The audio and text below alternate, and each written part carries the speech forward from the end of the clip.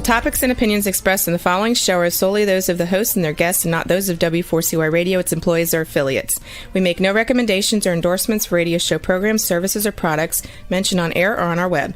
No liability, explicit or implied, shall be extended to W4CY Radio or its employees or affiliates. Any questions or comments should be directed to those show hosts. Thank you for choosing W4CY Radio. Draw me close to you, never let me go. And lay it all down again, to hear you say that I'm a friend.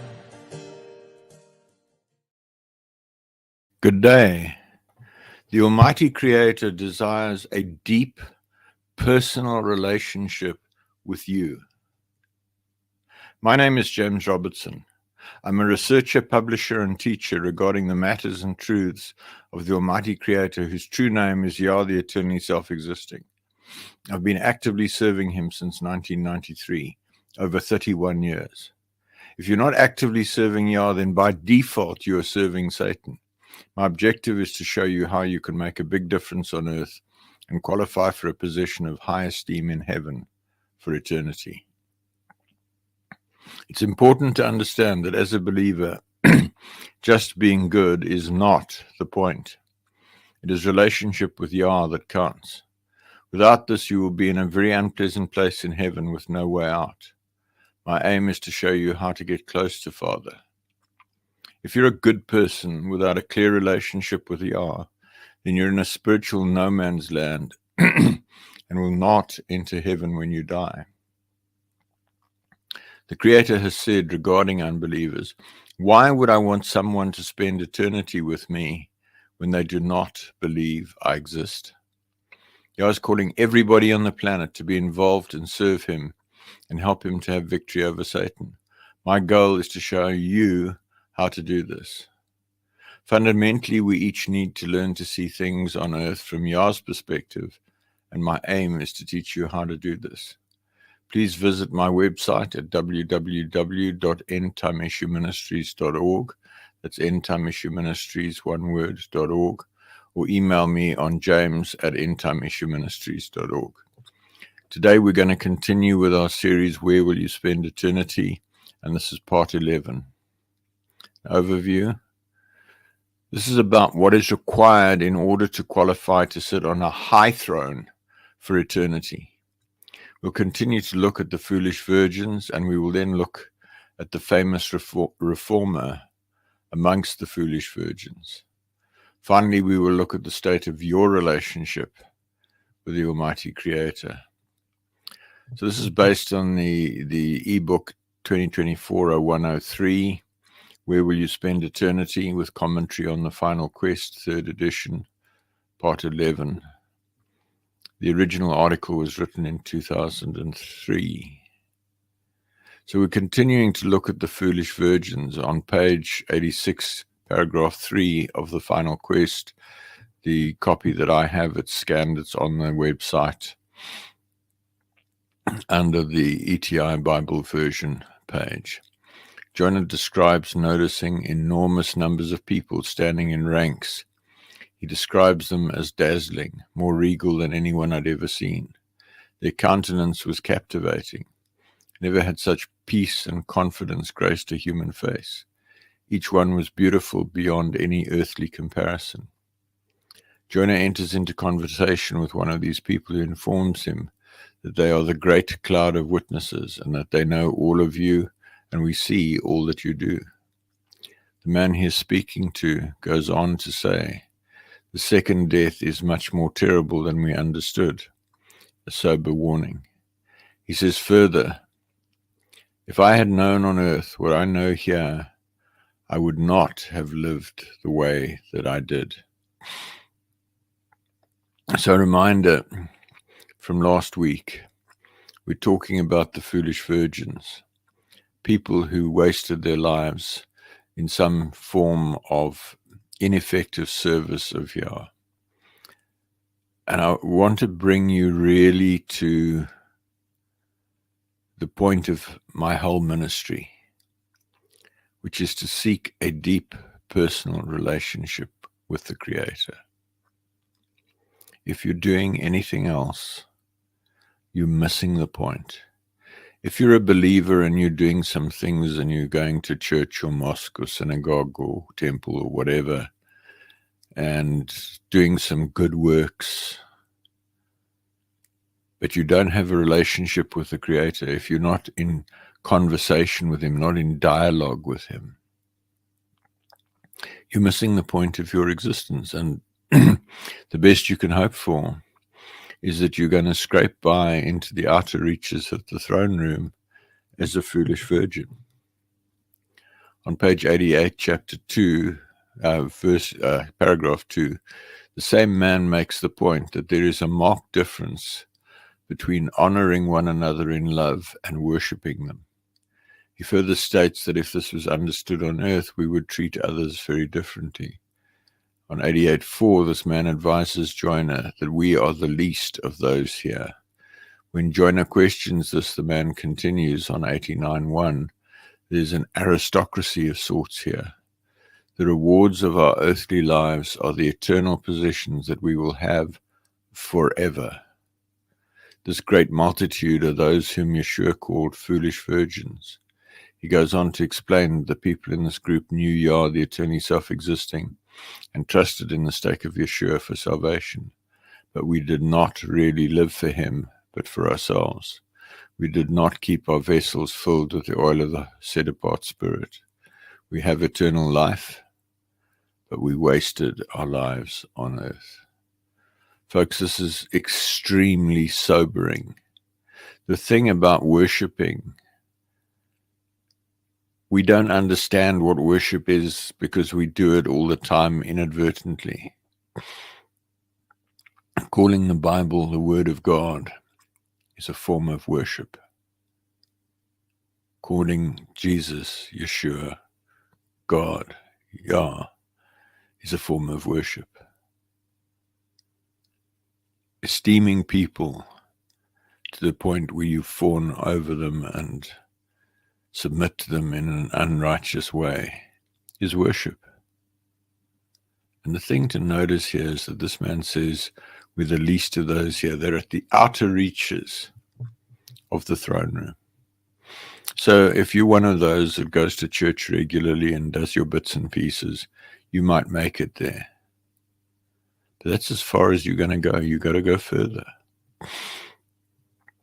On page 89, paragraph 3, Joiner protests in response that the foolish virgins gnashed their teeth in the outer darkness. And in 89.4, the man he's speaking to confirms that this was the case. He further states, the grief that we experienced when we understood how we had so wasted our lives was beyond any grief possible on earth. The speaker further confirms that Joiner is standing amongst the lowest ranks in heaven and states that there is no greater folly than to know the great salvation of Yah, but to then go on living for yourself. To come here and learn the reality of that is a grief beyond what an earthly soul can experience. Folks, as I've just said, you can carry on pottering on, going to church, doing your thing.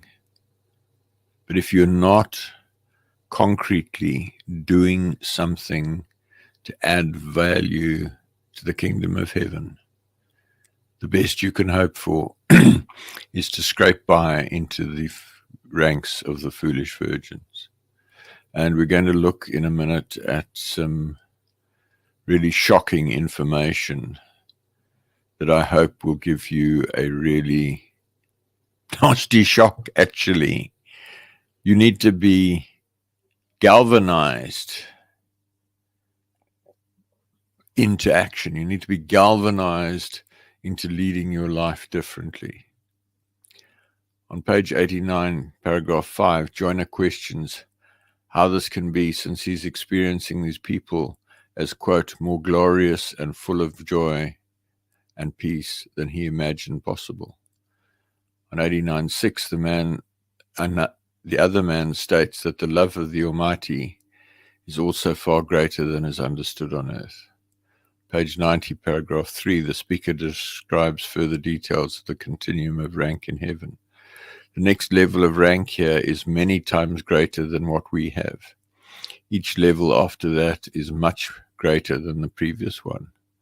It is not just that each level has an even more glorious spiritual body, but that each level is closer to the throne from where all the glory comes. Folks, if you listen to what I'm saying, read The Final Quest. You can buy it from Amazon. Various Christian bookshops have it. There's an electronic copy on the website, both with and without commentary. And I really encourage you to engage with it. Get a handle on how glorious heaven is. Get a handle on the power and authority that is given to those who successfully serve Yah in this life. We're talking things that are going to impact your life for eternity. This is not trivia. This is not nice to have. This is not incidental. This is the essence of how you live your life from this moment on. And you can either take what I have to say and take it seriously and galvanize yourself into action, or you can potter along and be disappointed when you come before the judgment seat. So what we've just heard is a confirmation of 1 Corinthians chapter 15, verses 37 to 44. And that which thou sowest not that body that shall be, but bare grain. It may chance of wheat or some other grain. But Yah giveth it a body as it hath pleased him, and so unto every seed his own body. All flesh is not the same flesh, but there is one kind of flesh of men, another flesh of beasts, another of fishes, and another of birds. There are also celestial bodies and bodies terrestrial, but the glory of the celestial is one, and the glory of the terrestrial is another. There's one glory of the sun, and another glory of the moon, and another glory of the stars. For one star differeth from another star in glory. So also is the resurrection of the dead. It is sown in corruption, it is raised in incorruption. It is sown in dishonor, it is raised in glory. It is sown in weakness, it is raised in power. It is sown a natural body, it is raised a spiritual body. There is a natural body and there is a spiritual body. Folks, it's a little bit abstract relative to what we've been looking at a few minutes ago from The Final Quest, but it gives the message. So if you're one of these people who's looking for a, quote, biblical basis, then this is the biblical basis that you're looking for. And I think you need to realize you need to be careful there. The Final Quest, in my opinion, is of comparable veracity to much of the Bible. And that's why it's on my website under the ETI Bible version page. On page 91, paragraph 1, the person speaking to Joiner, quoted above, states that he is in heaven by grace alone. Every time I read these passages, I find myself immensely challenged in terms of how I'm spending my life, and I find new energy to pray for my life to make an impact and to be led by the Almighty in everything. In 91:6, Joiner describes the grief that he experienced in looking back at his life. It seems to me that this is a challenge that every one of us faces, if we have eyes to see and ears to hear. Now, if you research Rick Joyner a bit, you will find that he published probably about 8 or 10 books before The Final Quest. So here you have a man who has published pretty widely around the things of the Almighty, looking back on his life and grieving that he achieved so little. That's sobering. This is a man who has been to heaven, gone through the judgment process, and looked back on his life and said, you know what? I've wasted a lot of time. If you haven't published 8 or 10 books about the matters of Yah and ministered in a church, etc., think about it. If Joyner's going through this process and saying, wow, I'm only just going to make it, what are you going to achieve? It's very, very sobering. On page 92, Joyner meets a man whom he had, quote, esteemed as a great man of God, unquote. On earth, also in the place of the foolish virgins, and he enters into a discussion. In this discussion, various points are raised about discipling people on earth, which are outside the scope of this broadcast. On 94.1, this man states, quote, had I not been so self-centered and concerned with my own reputation, I would be a king here. All that you, in other words, Joyner, have and will accomplish would have been in my heavenly account as well. Instead, much of what I gave my attention to was of very little true eternal significance. This raises some really challenging points in support of statements made earlier in the broadcasts, on which this broadcast is based.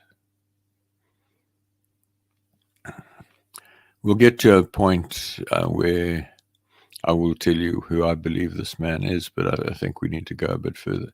Here's a man that Joyner esteemed as a great man of Yah, but he says that he was self-centered and concerned with his own reputation, and only just made it into heaven in the place of the foolish virgins. When you realize who we're talking about, you will be horrified, and I hope you will be sobered and challenged to view the rest of your life very, very differently. What I'm sharing with you in these broadcasts about where will you spend eternity is the opportunity to have a really, really high place in heaven forever and ever and ever versus the other options. It also introduces a concept which, while touched on in the traditional writings, was not previously clear to me. It is a concept that occurs in a number of other passages in the Final Quest.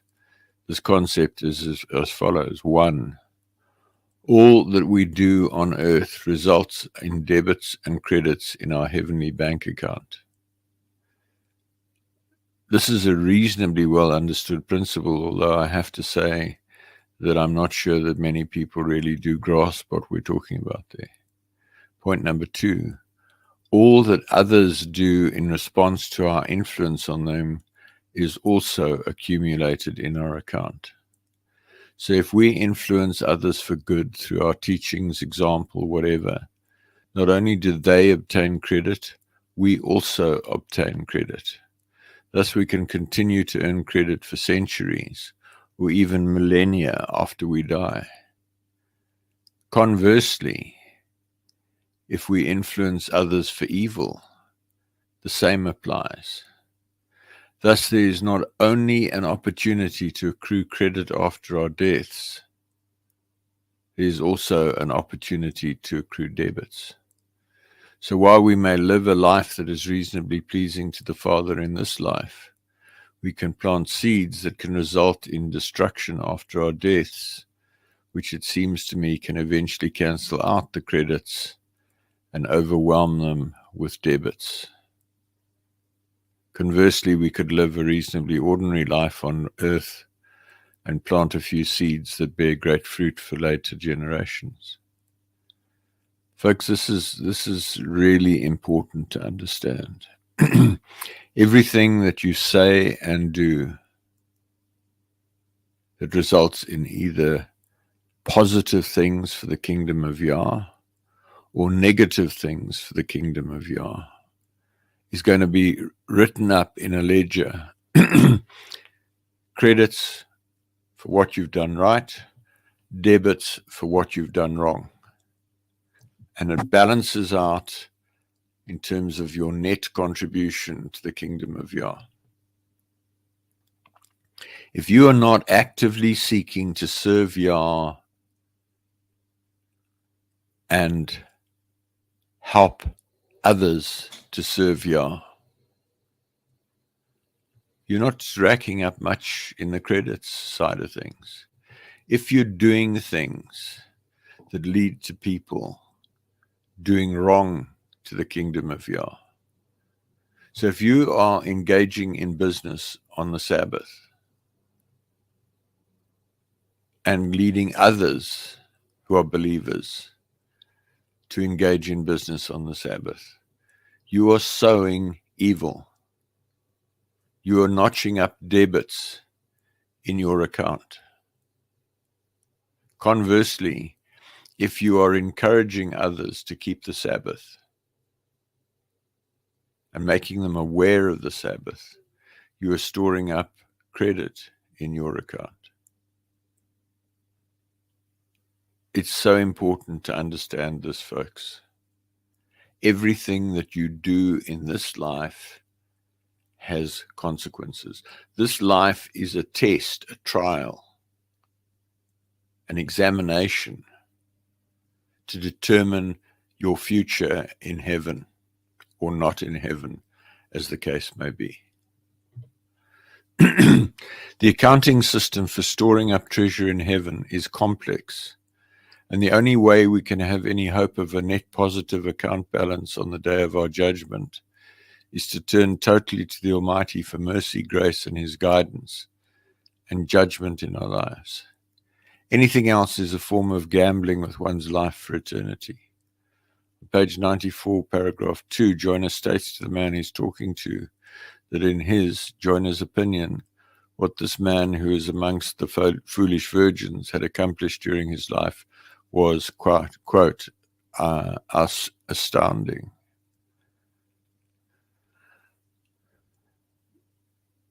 There are prayers on the website, www.etimin.org or endtimeissueministries.org.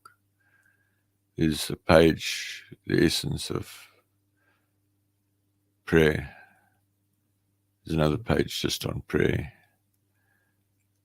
There's a page on 7 components of drawing close to Yah. There are ways of cleaning up your life. I encourage you to get onto the website and make a real effort to raise the bar in terms of your relationship with Yah. You want to get to a place where you hear Him clearly. You want to get to a place where He judges you and corrects you when you get into error.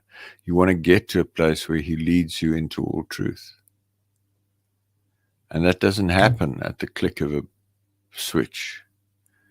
It happens over years of committed engagement with teachings about Him, coming to a place of personal relationship where He is guiding you every step of the way. That's what will bring high reward. On page 94, para 3, the man replies, remember, this is a great servant of Yah in Joyner's opinion. And when I tell you his name, you will also think so. What looks good on earth looks very different here. What will make you a king on earth will often be a stumbling block to keep you from being a king here. What will make you a king here is lowly and unesteemed on earth. This supports the verses quoted earlier. What is important to the Almighty is very different to what most of us have believed. In 94:5, he goes on to state that because we discern people's problems correctly, that is, quote, never reason to reject someone. He refers to Yeshua's life and death to support this. In 95:1, he states that he became like one of the goats in the parable because he rejected the Almighty by rejecting those whom the Almighty sent to him. So here we see a man who's had a profound influence on the earth, and yet he was a stumbling block. He didn't receive people that Yah sent to him. He judged them, he rejected them. If it's the man I believe it is, he also taught some very wrong doctrines. He was anti-Jewish. He promoted monogamy to the point of leading a king into error. Difficult stuff. On page 95, paragraph 2, Joyner observes that the whole battle is for the people, and yet people are often regarded as the least important. I find this a very sobering statement, one that I so easily lose sight of. Subheading: the famous reformer amongst the foolish virgins. This is from The Final Quest. In 95:4, another man joins the conversation. Joyner describes this man as one who Joyner had considered as one of the greatest Christian leaders of all time. This man goes on to say, Paul, correctly Shaul, the emissary apostle, said near the end of his life that he was the least of the saints. Then just before his death, he even called himself the greatest of sinners. Had he not learned that in his life on earth, he too would have been in jeopardy of becoming one of the least of the saints in heaven. Because he learned it on earth, he is now one of those closest to Yeshua and will be one of the highest rank for all eternity. Folks, this is really important. There are people who have all sorts of negative things to say about Paul, Shaul. They're in error, folks.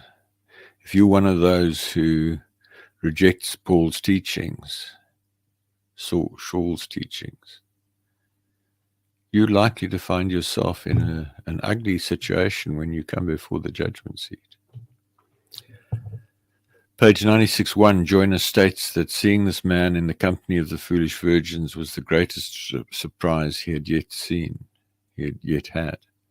This man explains that he became proud and even became an enemy of the true gospel, although at the end he trusted in the stake or the cross for his salvation. In 97:4, Joyner states that he was stunned, since history had, quote, given a very different picture of this man. In 97:5, the speaker states that the Almighty does have a different set of history books than those on the earth. He goes on to say that Joyner does not yet know, quote, how different, unquote, these books are. He continues, quote, earthly histories will pass away, but the books that are kept here will last forever. If you can rejoice in what heaven is recording about your life, you are blessed indeed. Men see through a glass darkly, so their histories will always be clouded and sometimes completely wrong.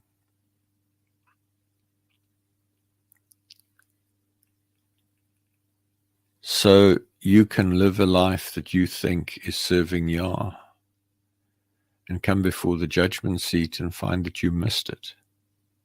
Here we're hearing from a man greatly esteemed in Christian circles, who's in the place of the foolish virgins, just made it into heaven, nearly rejected. Are you somebody like that? Are you somebody who thinks you're doing great works for Yah, but you're doing it in your own strength, in your own lusts, in your own pride, in your own understanding? Or are you somebody who's making a real difference on the earth? In 97:6, Joyner asks why many other leaders esteemed this man, and the man replies that very few people, including believers, quote, have the true gift of discernment. In 98:1, he explains that this is, quote, is why we were warned not to judge before the time, unquote. He goes on to say that there have been, quote, good motives in even the worst of men, and evil motives in even the best of them. He also says that on earth we, quote, cannot really know what is in the heart of others, unquote. It is really important that we learn not to judge others. I've just had an experience where I tried to correct somebody on Facebook who was in serious error. They came back and told me I wasn't hearing Yah and that I was in trouble.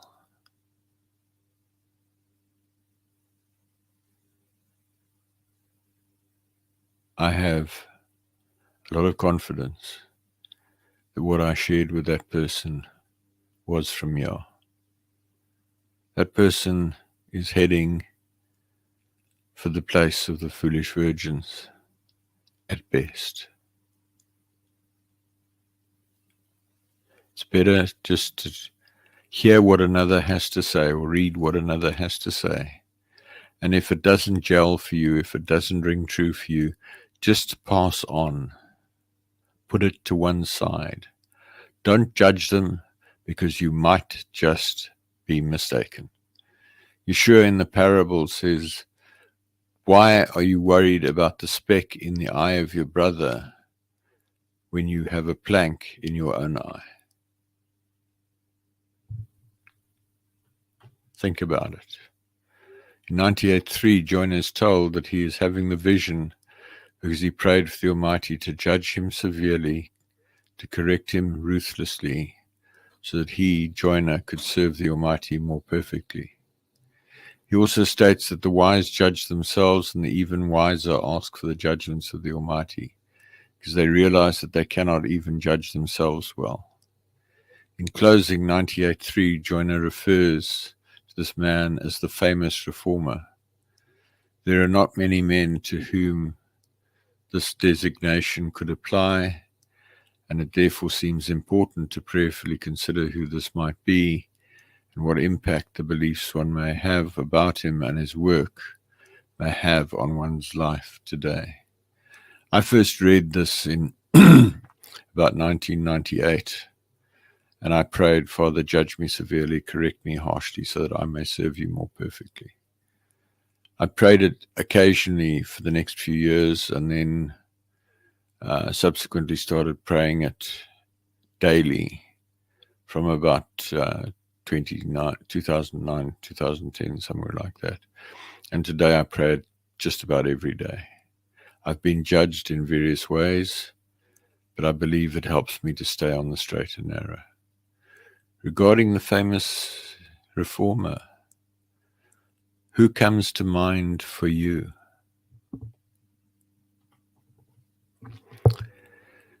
The more we can come to terms with the reality that we do not have the capacity to really understand whether another person is acting in a way that is pleasing to the Almighty or not, the more we may be able to stop judging others and trust the Almighty to lead us. The wife of the above-mentioned man then speaks to Joyner, and in 99:2 makes the following statement, quote, you can reform the church without reforming your own soul. You can dictate the course of history and yet not do the Father's will or glorify his Son. If you commit yourself to making human history, you may do it, but it is a fleeting accomplishment that will evaporate like a wisp of smoke. End quote. In 99:3, Joyner questions the statement, but your husband's work or your work greatly impacted every generation after him for good.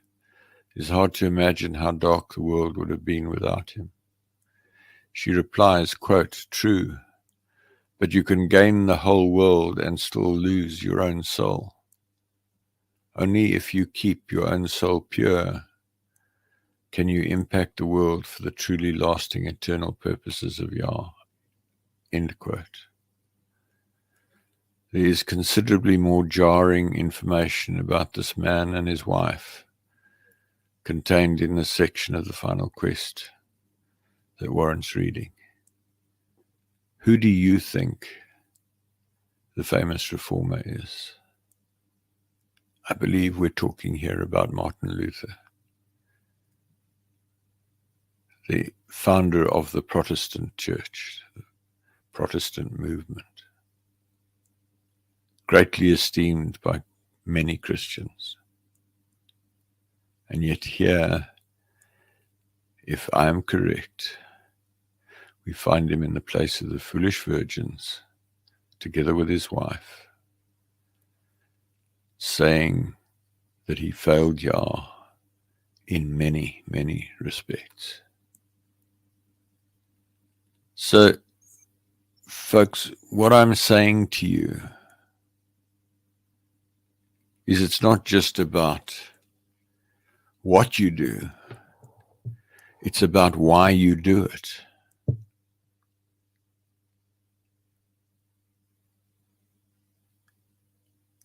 What are you doing for Father today? Why are you doing what you're doing? Are you planting good seed or evil seed or no seed?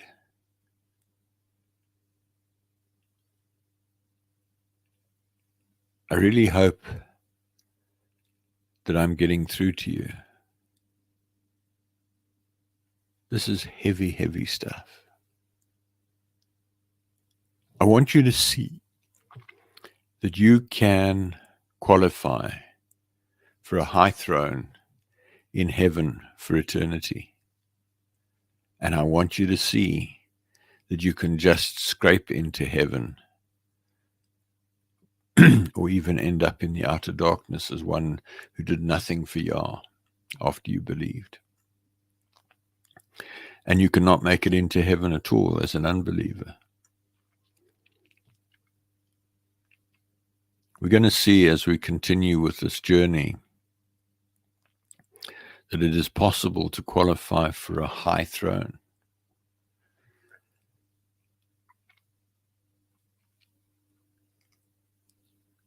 And what we're seeing here is that it is possible to do apparently great works and yet not qualify for a high throne.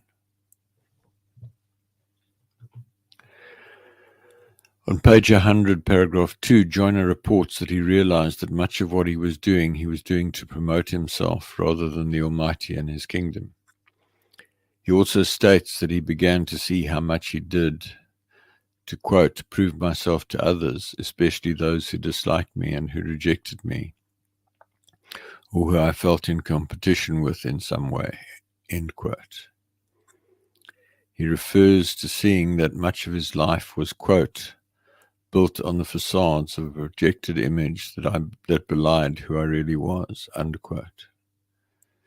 The important point here is not Joyner's judgment of himself, but to what extent his judgment of himself may be almost universally applicable to men and women on earth today. And we'll see shortly that there are a lot more women in heaven than men. And the closer we get to the thrones, the greater the number of women relative to the number of men.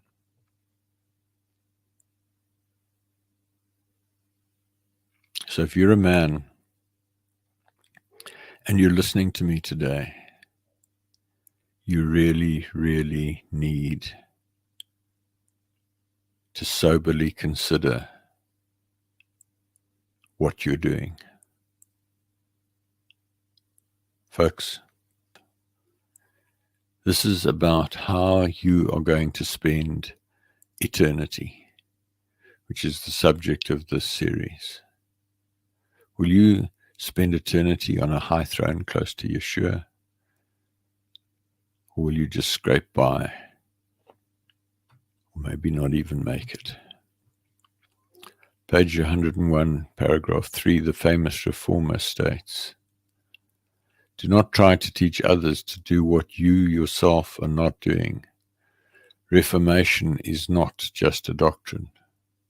He goes on to say that true reformation only comes from a union with the Almighty and from being yoked with the anointing of the Spirit of Yah and carrying the burdens that He gives you. He goes on to say that you can only do His work when you're doing it with Him and not just for Him. Only the Spirit can beget that which is Spirit.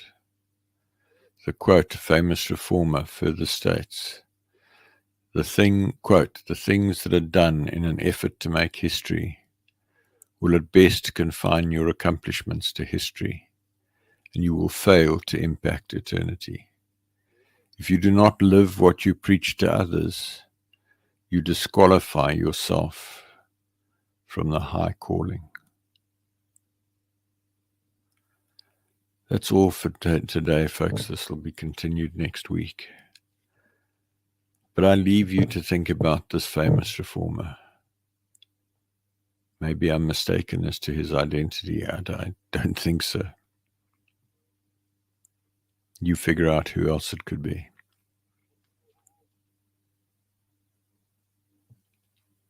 I really urge you to recognize that you need to get close to Father.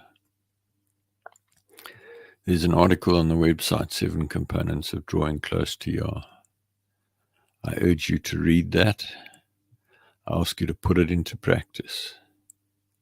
You need to get filled with the Spirit of Yah. You need to be led by the Spirit of Yah. You need to have a deep, intimate relationship with Yah. That is the only way that you will succeed for eternity. So to wrap up, I'd like to ask you, what is the state of your relationship with the Almighty Creator? I'd like to ask you to critically examine where you are relative to Him.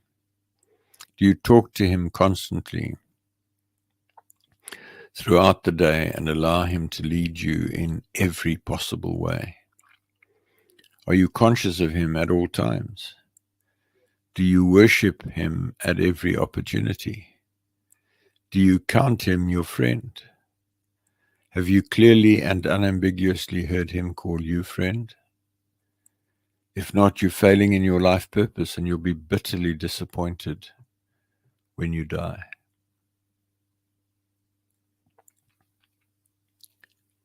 Folks, the reason we exist is to have a deep personal relationship with Yah.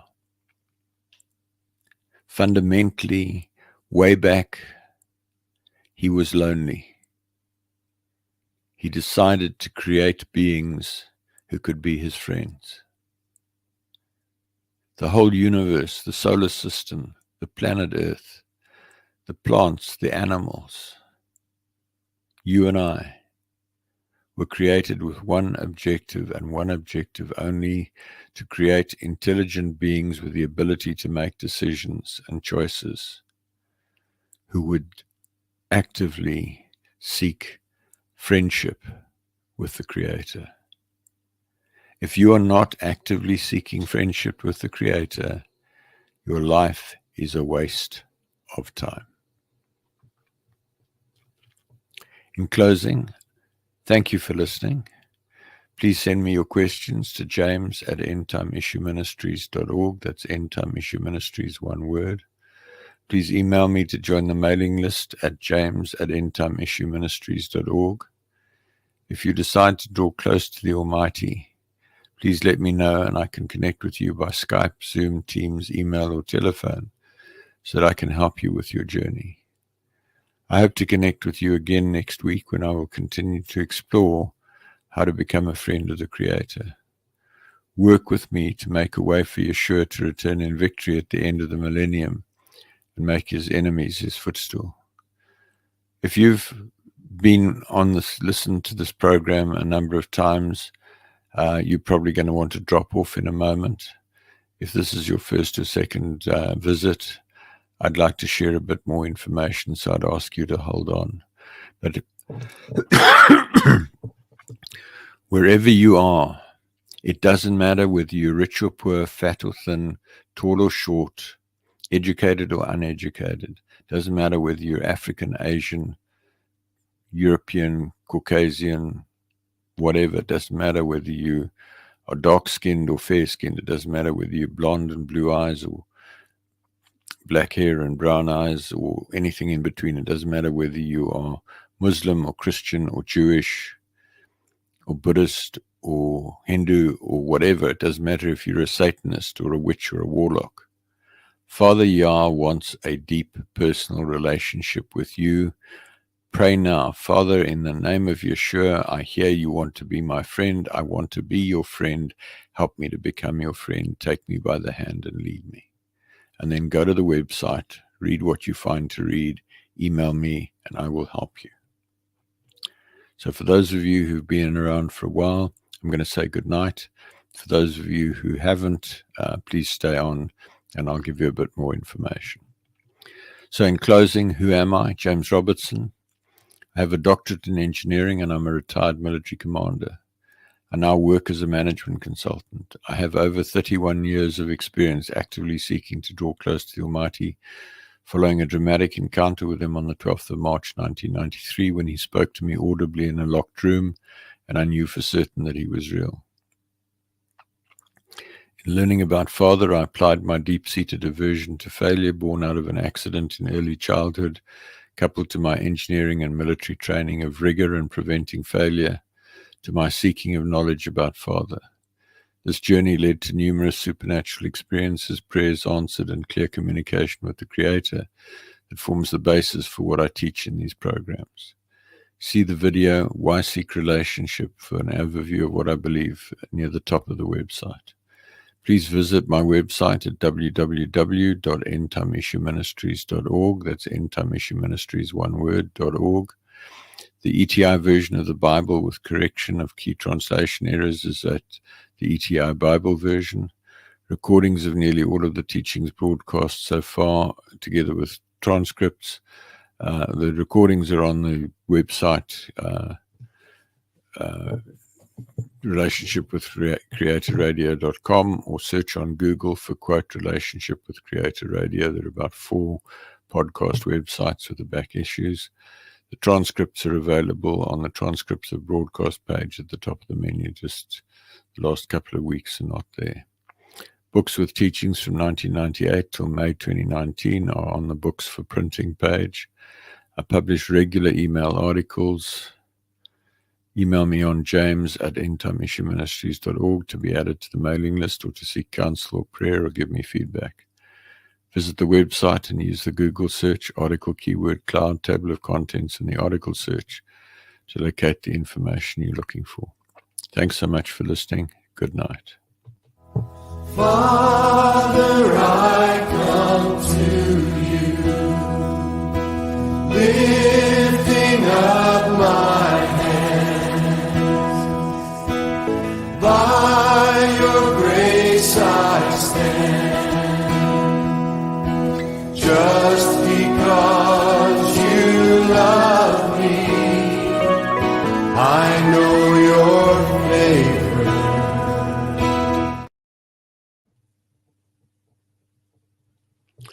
Hi, I'm James Robertson. I want to ask you where you will spend eternity. I want to ask you if you know what is required in order to qualify to sit on a high throne for eternity.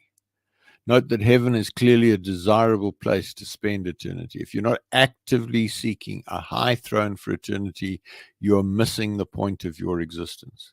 Please listen to my broadcast on w4cy.com radio or talk4tv.com and visit my website at www.endtimeissueministries.org. That's endtimeissueministries, one word, .org. Or email me on james@endtimeissueministries.org to find out more. I look forward to hearing from you. Thanks so much.